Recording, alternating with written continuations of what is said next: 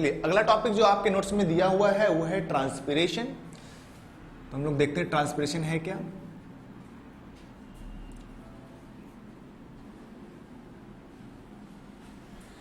Transpiration का मतलब क्या है? Loss of water in the form of water vapour from what? From aerial part of the plant. भाई plant के part से वाटर का लॉस होना in the form of vapour, उसी को हम लोग क्या बोलते हैं? ट्रांसपिरेशन। डेफिनेशन लिखते हैं, loss of water in form of water vapour from, कहां से? Aerial part of plant. Aerial plant of plant कहने का क्या मतलब है? मतलब ऐसा पार्ट जो कि एक्सपोज है, प्लांट का ऐसा पार्ट जो कि एक्सपोज है एयर को, उसको हम लोग बोलेंगे aerial part of the plant. देखें तो क्या क्या होता है।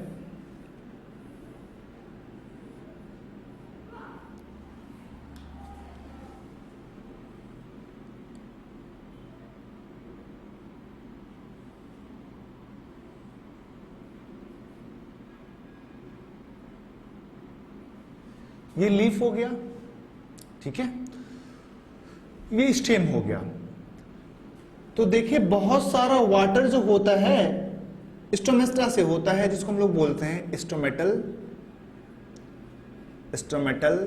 ट्रांसपिरेशन।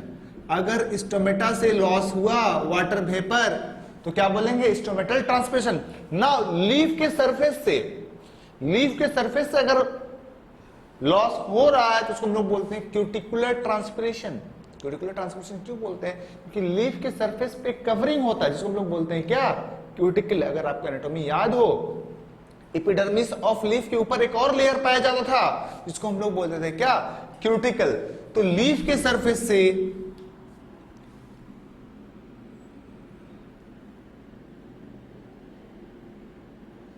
सरफेस से अगर वाटर लॉस हो रहा है इसको हम लोग बोलते हैं क्या? Cuticular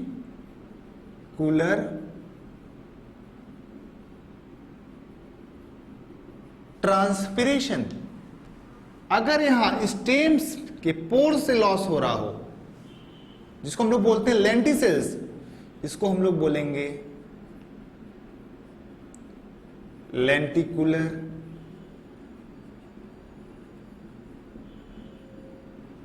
transpiration.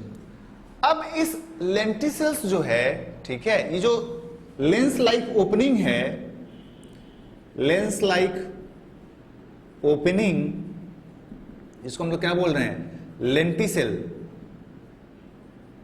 ये रहा ओपनिंग, इसके अंदर में बहुत सारा सेल्स होता है, इसके अंदर में बहुत सारा छोटा छोटा सेल्स होता है, लिविंग सेल्स होता है, जिसको हम लोग बोलते हैं क्या? Complementary cells. ये आपके एग्जाम में पूछा गया है, कंप्लीमेंट्री सेल्स। तो भैया ट्रांसपिरेशन तीन जगह से हो सकता है। एक तो स्टोमेटा से जिसको हम लोग बोलेंगे क्या? Stomatal transpiration. दूसरा क्यूटिकल से जिसको हम लोग बोलते हैं क्यूटिकुलर ट्रांसपिरेशन। तीसरा लेंटिसेल से जिसको हम लोग बोलते हैं लेंटिकुलर ट्रांसपिरेशन। लेंटिकुलर ट्रांसपिरेशन के पास क्या होता है? Complementary cells. और ये जो लेंस लाइन ओपनिंग है कहां पाया जाता है? स्टेम में, और किसी किसी फ्रूट्स में, किसी किसी फल में भी लेंटिसेल्स पाया जाता है। तो लेंटिकुलर ट्रांसपिरेशन का जो अमाउंट है वो लेस देन 1% होता है, 1% से कम होता है। ये अबाउट 90% होता है, और ये जो होता है 9 to 10% होता है। ये है टाइप्स ऑफ ट्रांसपिरेशन। नाउ अब देखिए ट्रांसपिरेशन से जो वाटर लॉस हो रहा, प्लांट जितना वाटर एब्जॉर्ब करता है उसका about more than 90% water absorb by plant, more than 98% water absorbed by plant is lost, loss हो जाता है as water vapour by transpiration. Transpiration के कारण more than water 98% water loss हो जाता है, सिर्फ 1 से 2% वाटर यूज होता है यूज्ड बाय प्लांट। ये क्वेश्चन आ चुका भाई, यूज बाय कितना वाटर यूज होता है, 1 to 2% वाटर यूज होता है। इसीलिए कुछ साइंटिस्टों ने इसे कहा है क्या,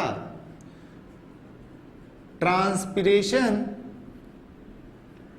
इज अ अनअवॉइडेबल इविल, या ट्रांसपीरेशन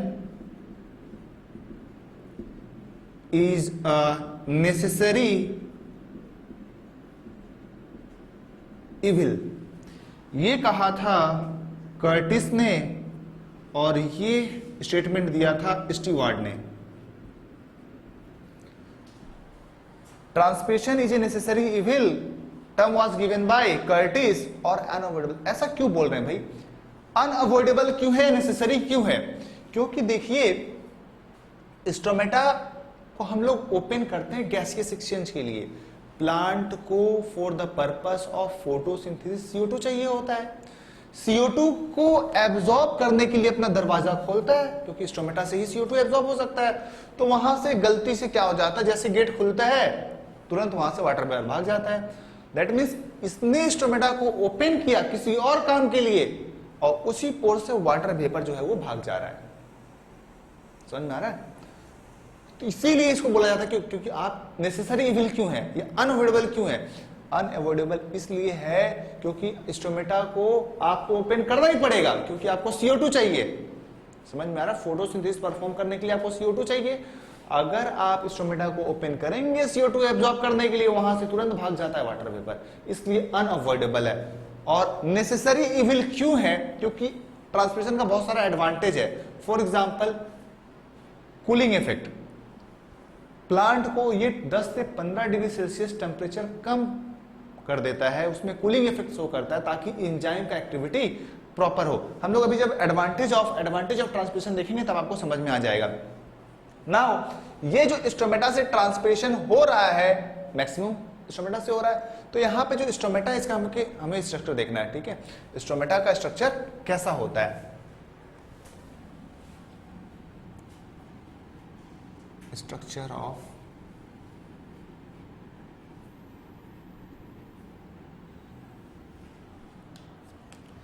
ये देखें,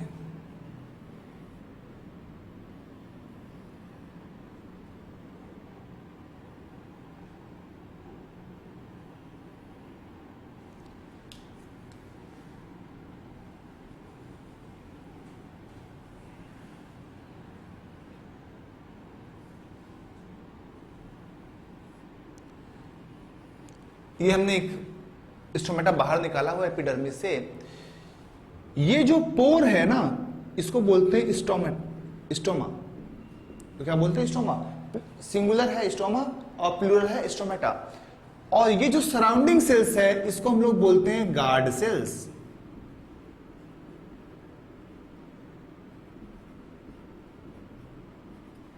और ये वाला जो सेल्स है इसको हम लोग बोलते हैं सब्सिडियरी सेल।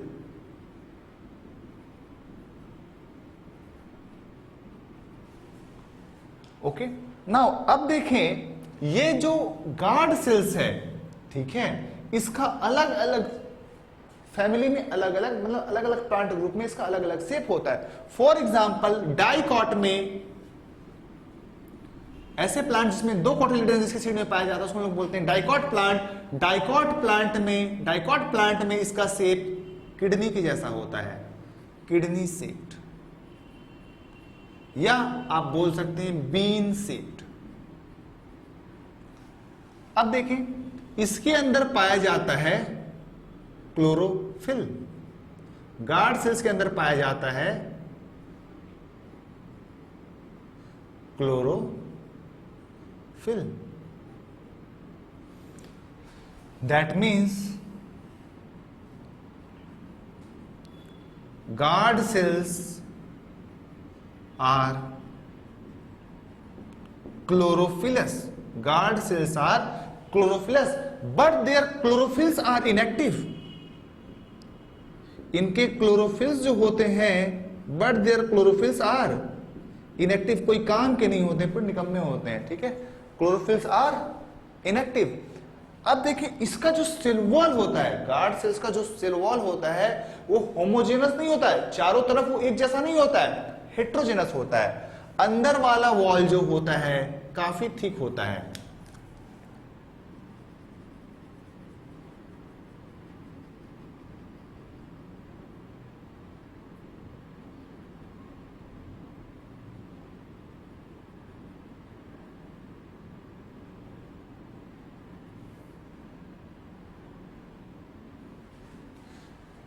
तो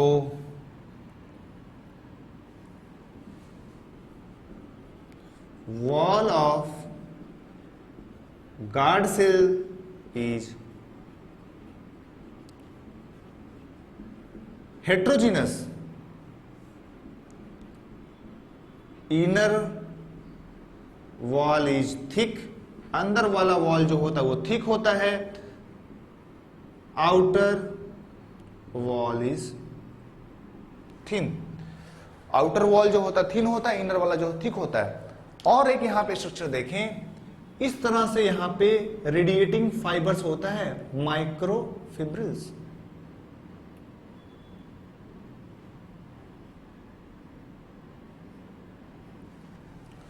इस तरह से ये होता है माइक्रोफिब्रिल्स। ये है स्ट्रक्चर ऑफ स्टोमेटा। तो एक बार फिर से देखें, स्ट्रक्चर ऑफ स्टोमेटा जो है यहाँ पे क्या है, किडनी शेप, ये जो पोर है इसको हम लोग बोलते हैं क्या, स्टोमा, और ये हेट्रोजेनस वॉल है।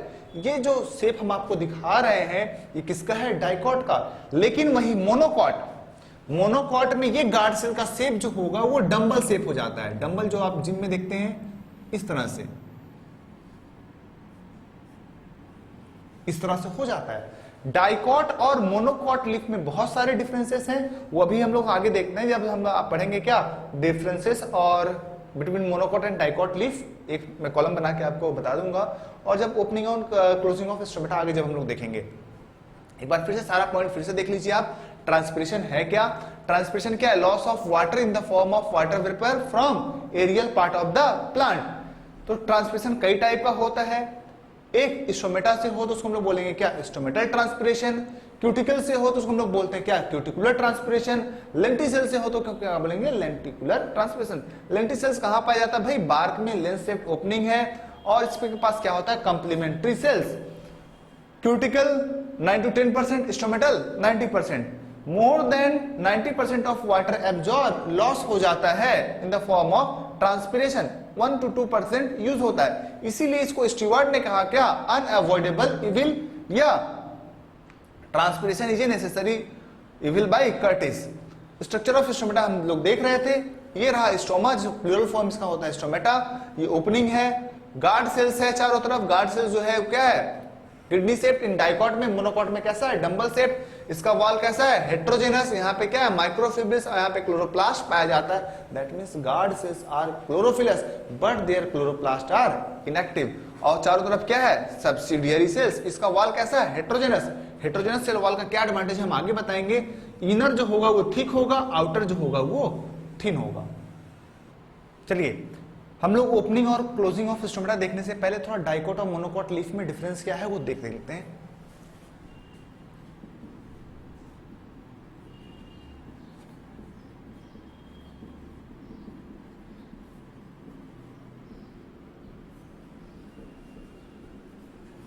वैसे डिफरेंस बहुत सारा है, इसका डिटेल हम लोग प्लांट एनाटॉमी में डिस्कस करते हैं, फिर भी आप थोड़ा बहुत देख लें। Dicot leaf versus monocot. Dicot leaf जो है उसका ओरिएंटेशन देखें कैसा होता है, इस तरह से, मतलब स्टेम से 90 डिग्री होता है। इसका ओरिएंटेशन जो होता है ये स्टेम के पैरेलल होता है, पैरेलल टू स्टेम। ये जो होगा 90 डिग्री टू स्टेम। ऐसे लीफ को हम लोग बोलते हैं डॉर्सी वेंट्रल लीफ। ऐसे लीफ को हम लोग बोलते हैं आइसो बाइलेटरल ऐसा क्यों बोलते हैं इसको, डॉर्सी वेंट्रल क्यों बोलते हैं? क्योंकि इसके पास दो सरफेस होता है, एक डॉर्सल सरफेस और एक वेंट्रल सरफेस। लेकिन इसमें जो होता है क्या होता है, दोनों सरफेस, ठीक है, दोनों सरफेस जो होता है बराबर होता है, सेम होता है, इसीलिए इसको हम लोग बोलते हैं आइसोबायलेटरल शेप। यहां पे गार्ड सेल्स किडनी के जैसा होता है, kidney shaped, guard cells are kidney shaped. यहां पे जो होता है गार्ड सेल्स आर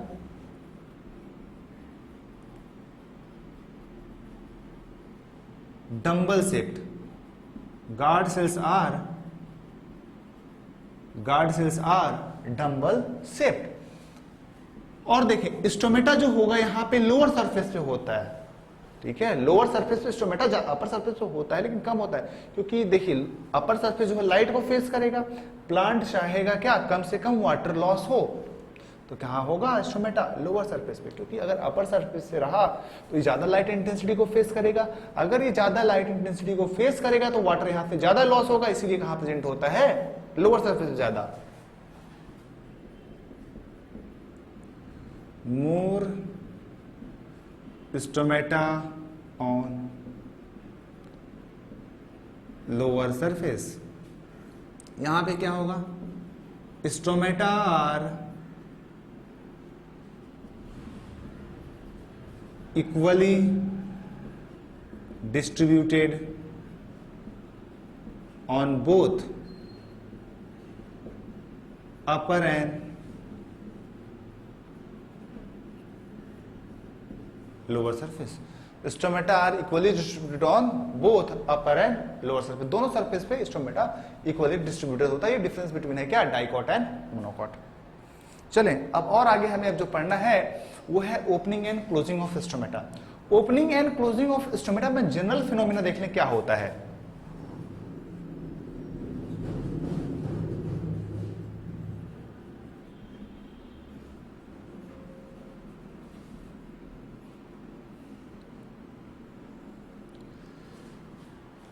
ओपनिंग और क्लोजिंग ऑफ स्टोमेटा, आपने कभी डिफेक्टिव बैलून देखा होली में, जो मतलब कि डिफेक्टिव बैलून कहने का मतलब क्या है, एक ऐसा बैलून जिसके एक तरफ जो है उसके रबर में बहुत ज्यादा थिकनिंग हो।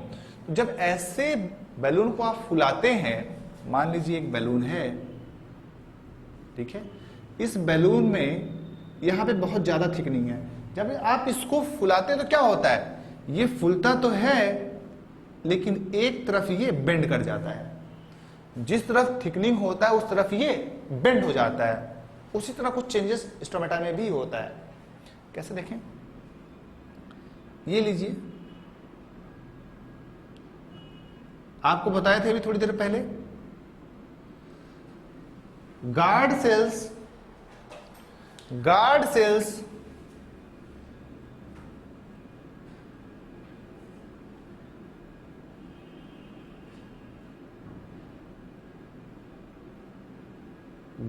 का जो वॉल होता है कैसा होता है, हेट्रोजेनस होता है, मतलब दोनों वॉल, आउटर वॉल और इनर वॉल का थिकनेस अलग होता है। इनर वॉल बहुत ज्यादा थिक होता है और यहां पे होता है क्या, बहुत सारा माइक्रोफिब्रिल्स, और चारों तरफ इसके कौन सा सेल्स होता है, सब्सिडियरी सेल्स। ओके, नाउ अब देखें डे टाइम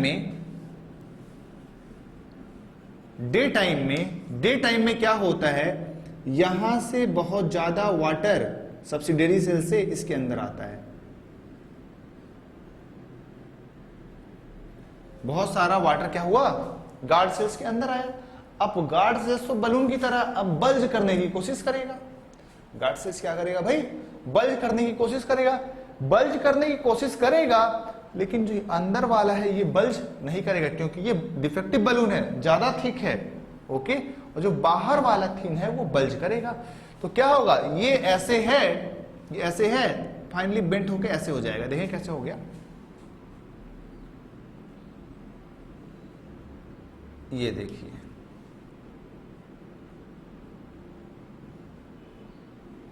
इस तरह से आपका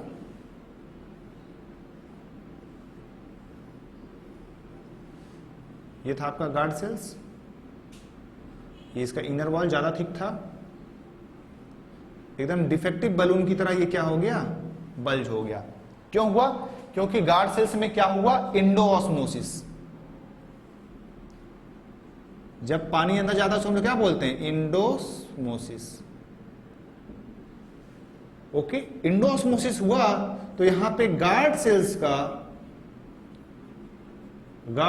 क्या बढ़ गया, turgor pressure. That means in day time क्या होता है, गार्ड सेल्स का टर्गर प्रेशर बढ़ जाता है और गार्ड सेल्स ओपन हो जाता है। नाइट में क्या होगा, एक्सोऑस्मोसिस, पानी बाहर चल जाएगा।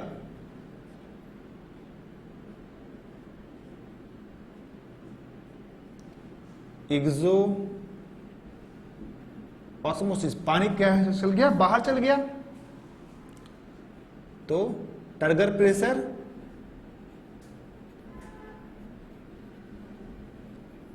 डिक्रीजेस। जब टर्गर प्रेशर डिक्रीज कर गया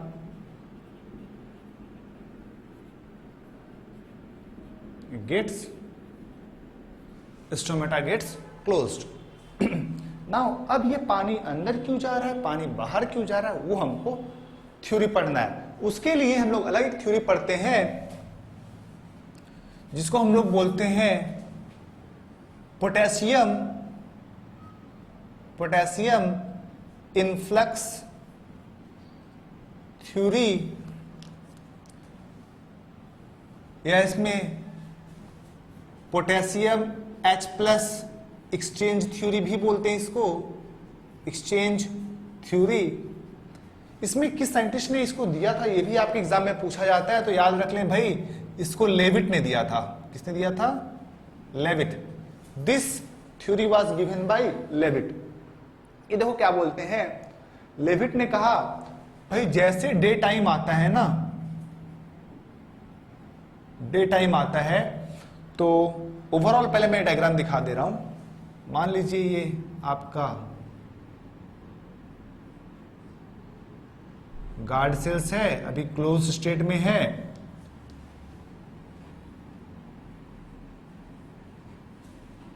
और ये सब्सिडियरी सेल्स है। तो जब जैसे जैसे नाइट की तरफ वो डे की तरफ बढ़ेगा डे टाइम में, तो पीएच होगा चेंज होने के कारण पोटेशियम इसके अंदर आता है, पोटेशियम इनफ्लक्स। पोटेशियम इनफ्लक्स, जब पोटेशियम इनफ्लक्स होगा तो देखिए क्या हो जाएगा इसका कंडीशन, हाइपरटोनिक। क्या बढ़ेगा इसका, हाइपरटोनिकसिटी। जब ये हाइपरटोनिक हो जाएगा तो यहां से वाटर मॉलिक्यूल अंदर जाएगा। देखिए भाई डे टाइम में क्या हो रहा है, पोटेशियम इनफ्लक्स हो रहा है। पोटेशियम जब इनफ्लक्स होगा तो क्या हो जाएगा, ये हाइपरटोनिक हो जाएगा। हाइपरटोनिक होगा तो यहां पे क्या आएगा, वाटर आएगा। जब इसके अंदर वाटर आएगा तो इसका टर्गर प्रेशर बढ़ जाएगा। जब टर्गर प्रेशर बढ़ जाएगा तो ये इस तरह से बल्ज हो जाएगा।